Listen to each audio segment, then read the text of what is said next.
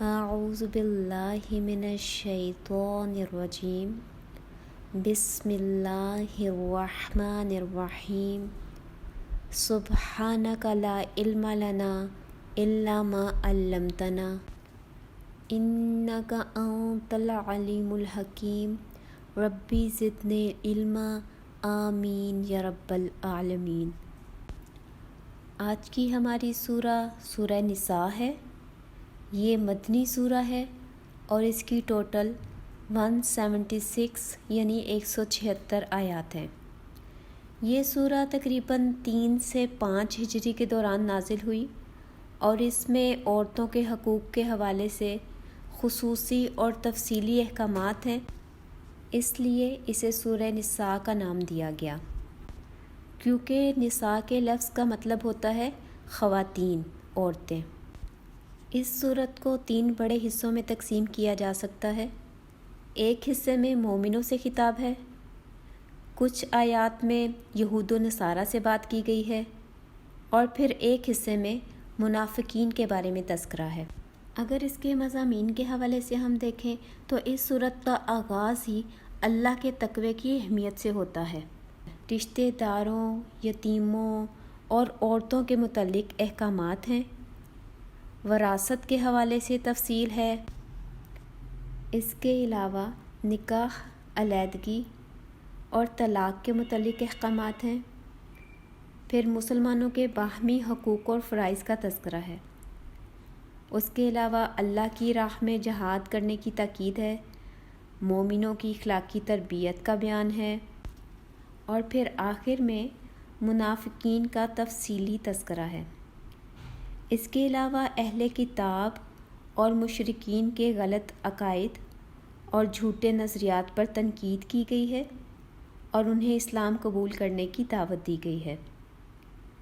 سورہ کے آغاز میں خاندانی معاملات اور مسائل کا ذکر اور ان کا حل بتایا گیا ہے، کیونکہ جنگ احد کے دوران بہت سے مسلمان شہید ہو گئے تھے، تو ان کی بیوہ عورتوں اور یتیم بچوں کے حقوق اور وراثت کے حوالے سے مکمل تفصیل بیان کر دی گئی۔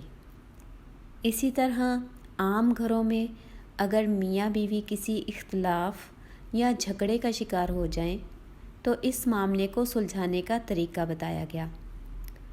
خاندانی اور انفرادی معاملات کے بعد معاشرتی اور حکومتی مسائل اور احکام کی تفصیل بیان کی گئی، مثلاً شراب کی حرمت، قتل عمد اور قتل خطا کا قانون واضح کیا گیا تاکہ ایک پرسکون اور امن پسند معاشرتی نظام قائم ہو سکے۔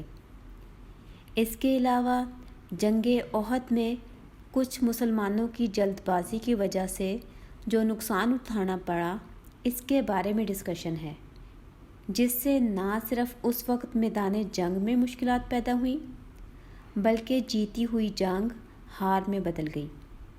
کافروں کو دوبارہ حملہ کرنے کا موقع مل گیا اور بہت سے مومن شہید ہو گئے، ایون رسول صلی اللہ علیہ وآلہ وسلم شدید زخمی ہو گئے، اور اس سب کے اثرات جنگ کے بعد بھی جاری رہے، یعنی ارد گرد کے یہودی قبائل کے حوصلے بڑھ گئے اور وہ مسلمانوں کو پریشان کرنے کے لیے نئی سازشیں اور منصوبے بنانے لگے۔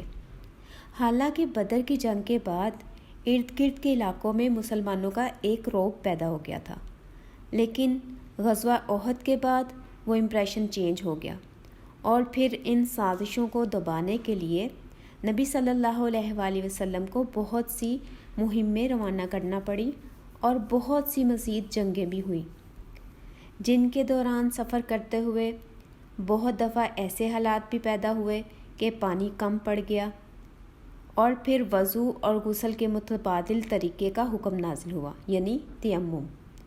اس کے علاوہ صلاۃ الخوف کا طریقہ بتایا گیا اور عام سفر کے دوران نماز قصر کرنے کی آسانی بیان کی گئی۔ پھر اس سورہ میں منافقوں کے مختلف گروہوں کی شرارتوں اور بدنیتوں سے مسلمانوں کو خبردار کیا گیا، اور ان کی بدعہدیوں اور سازشوں کی وجہ سے ان پر گرفت سخت کی گئی، یہودی قبیلے بنو نذیر کو مدینے سے نکالا گیا، اور پھر آخر میں دعوت و تبلیغ کا طریقہ کار اور اس رستے کی مشکلات اور مصائب کو صبر اور ثابت قدمی سے برداشت کرنے کی تلقین کی گئی۔ اس صورت کی آیات کے حوالے سے اس کے ٹاپکس پر ایک نظر ڈال لیتے ہیں۔ اس کی آیت نمبر 1 سے 6 تک تقوی کی ہدایت دی گئی ہے، قرابت داروں کے حقوق کی اہمیت واضح کی گئی ہے۔ پھر آیت 7 سے 14 تک وراثت کی تقسیم کا بیان ہے۔ اس کے بعد آیت نمبر 15 سے 18 تک بدکاری کے خاتمے کا ابتدائی حکم اور توبہ کی شرائط بیان کی گئی۔ پھر آیت 19 سے 21 تک عورت کے وقار کی وضاحت بیان کی گئی۔ 22 سے 25 تک عورتوں کے نکاح اور حق مہر کا بیان ہے۔ آیت نمبر 26 سے 28 تک دنیا پرستوں کی خواہشات سے بچنے کی تاکید کی گئی ہے، اور پھر 29 سے 31 تک جان و مال کی حرمت بیان کی گئی۔ اگلی آیات 32 اور 33 میں اعمال کے حوالے سے مردوں اور عورتوں میں مساوات اور حرص کی ممانعت کا ذکر ہے۔ اس کے بعد آیت نمبر 34 اور 35 میں مرد کی سربراہی کا اعلان کیا گیا اور خاندانی اختلاف کی صورت میں حکم کا بیان ہے۔ 36 سے 40 تک اللہ کے حقوق اور حقوق العباد کا ذکر ہے۔ بخل اور دکھاوے کی ممانعت کی گئی۔ 41 اور 42 میں روز قیامت کافروں کی حسرت کا ذکر ہے، یعنی وہ اس دن پچھتائیں گے۔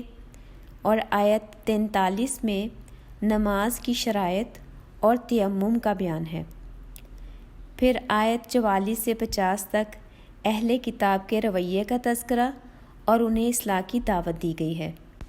اس کے بعد آیت نمبر 51 سے 59 تک یہودیوں کا اپنی برتری کے جھوٹے دعوے کا ذکر کیا گیا اور مسلمانوں کو ان کی سازشوں سے بچنے کی تاکید کی گئی۔ پھر آیت 60 سے 70 تک منافقوں کا طرز عمل اور رسول صلی اللہ علیہ وآلہ وسلم کی اتباع کامل کا حکم ہے۔ آیت 71 سے 84 تک مظلوموں کی داد رسی کے لیے جہاد کے لیے نکلنے کی تلقین کی گئی اور رسول صلی اللہ علیہ وآلہ وسلم کی اطاعت کی اہمیت کو واضح کیا گیا۔ پھر آیت نمبر 85 سے 93 تک اچھی اور بری شفاعت کے صلے کا تذکرہ ہے، سلام کے جواب کی وضاحت، قتل خطا اور عمد کا بیان ہے۔ آیت نمبر 94 سے 104 تک مجاہدین کا درجہ بتایا گیا، ہجرت کی فرضیت اور اجر کو واضح کیا گیا، نماز قصر اور نماز خوف کا طریقہ بتایا گیا۔ آیت نمبر 105 سے 115 تک عدل و انصاف کی تلقین، غداری اور الزام تراشی کا ذکر کیا گیا، اور اس کے ساتھ ہی استغفار کی تاکید کی گئی۔ آیت 116 سے 121 تک شرک کا ہولناک انجام بتایا گیا اور شیطان کی چالوں کا تذکرہ ہے۔ آیت 122 سے 125 تک مومنوں کے درجات اور انعامات کا ذکر ہے اور حضرت ابراہیم علیہ السلام کا مقام واضح کیا گیا۔ آیت 126 سے 134 تک اللہ کی حاکمیت اعلیٰ کا بیان ہے۔ اس کے علاوہ یتیموں اور عورتوں کے حقوق کا ذکر ہے۔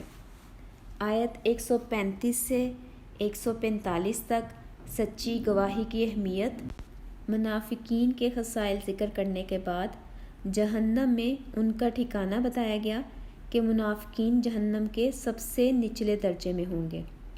اور 146 سے 152 تک اللہ کی قدردانی اور غفاری کا ذکر ہے، یعنی شکر کی اہمیت بتائی گئی ہے کہ اللہ شکر کرنے والوں کو عذاب نہیں دیتا، یعنی جو لوگ ایمان لائیں اور اللہ کا شکر کرتے رہیں تو اللہ کو کیا پڑی ہے کہ وہ انہیں عذاب دے۔ اللہ تو اپنے بندوں سے بہت محبت کرتا ہے اور اللہ بہت قدردان ہے۔ اس کے ساتھ ہی ظاہری اور باطنی برائیوں سے بچنے کی تاکید کی گئی۔ حقیقی کافروں کے کردار کی وضاحت ہے۔ اور پھر اگلی آیات 153 سے 159 تک اہل کتاب کے مطالبے اور روش کا تذکرہ ہے، اصحاب سبت کا واقعے کی طرف اشارہ ہے، اور حضرت عیسیٰ علیہ السلام کے رفع آسمانی کا ذکر ہے۔ پھر آیت 160 سے 165 تک بنی اسرائیل کے حالات، مومنوں کی صفات اور رسولوں کی بعثت میں حکمت واضح کی گئی۔ آیت نمبر 166 سے 175 تک اللہ کی کتاب اور اللہ کے رسول کی حقانیت پر دلائل دیے گئے، اور پھر آخر میں آیت 176 میں کلالہ کی وراثت کی تقسیم کی ڈیٹیل بتائی گئی۔ کلالہ کسی ایسے شخص کو کہتے ہیں، ایسے مرد یا عورت کو جس کے نہ ماں باپ زندہ ہوں اور نہ اس کی اولاد ہو، تو ایسے شخص کی جائیداد کی تقسیم کے حوالے سے اسپیشل انسٹرکشنز دی گئی۔